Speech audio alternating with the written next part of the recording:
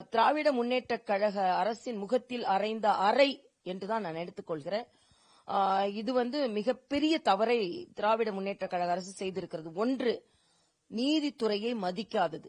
இன்னொன்று, இந்து மக்களின் உணர்வை மதிக்காதது.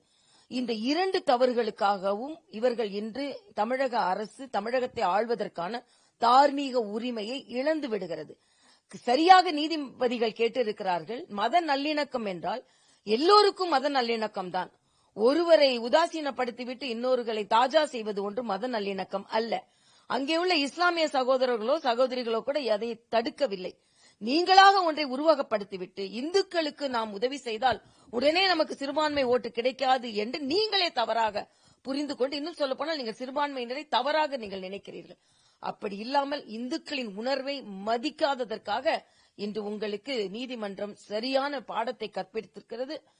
முதலில் இருந்தே நீதிமன்றத்தை அவமதிக்க வேண்டும் என்றும் நமது உணர்வுகளை புண்படுத்த வேண்டும், இந்துக்களின் உணர்வு புண்படுத்தப்பட வேண்டும் என்றும் நீதிமன்றம் சொன்னால் கூட அங்க தூணில் விளக்கேற்றக்கூடாது என்ற முடிவை அவர்கள் எடுத்து விட்டார்கள். அதனால்தான் 6 மணி வரைக்கும் அதற்கான எந்த ஏற்பாடையும் செய்யவில்லை. அது மட்டுமல்ல, நீதிபதியின் தீர்ப்பையே இவர்கள் கேள்வி கேட்க ஆரம்பித்தார்கள். நீங்கள் பாதுகாப்பு படையை நீங்கள் மேலே ஏவ முடியுமா, நீங்கள் அங்கே பார்க்க முடியுமா? நீதிபதிகள் இல்லை, நீதிபதி சாமிநாதன் அவர்கள், மரியாதைக்குரிய சாமிநாதன் அவர்கள் செய்தது சரிதான் என்று சொல்லி இருக்கிறார்கள். ஆக இந்த நீதிமன்றம் உங்களுக்கு சரியான தீர்ப்பு கொடுத்தால் நீங்கள் நீதிமன்றத்தை பாராட்டுவீர்கள். நீதிமன்றம் உங்களுக்கு சாதகமாக தீர்ப்பு கொடுக்கவில்லை என்றால் நீங்கள் நீதிமன்றத்தையும் நீதிபதியும் துச்சமாக மதிப்பீர்கள்.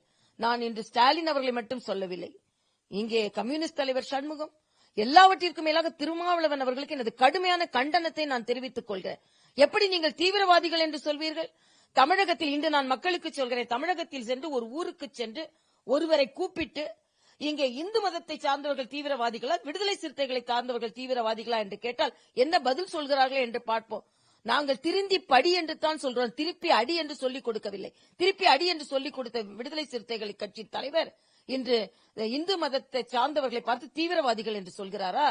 இதற்காக அவர் மன்னிப்பு கேட்க வேண்டும். அதனால்தான் சொல்கிறேன், 2026 இவர்களை வீட்டுக்கு அனுப்புவதற்கு ஸ்டாலினுக்கு மட்டும் பாடம் இல்ல, திருமாவளவன் சண்முகம் போன்றவர்களை கூட வைத்திருப்பதற்கும் சரியான பாடம் கற்பிக்கப்படும். சரியான விலையை திமுக கிடைக்கும் என்பதுதான், அது தோல்வி என்ற மிகப்பெரிய விலையை கொடுத்து வாங்கிக் கொண்டிருக்கிறார்கள் என்பதைத்தான் நான் சொல்ல வேண்டும்.